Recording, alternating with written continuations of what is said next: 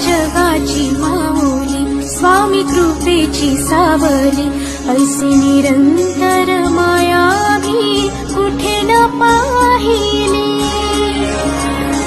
आनंदाचे दानले संकटात धावती, सारी सुमने श्वासांची स्वामी चरणी वाहिली।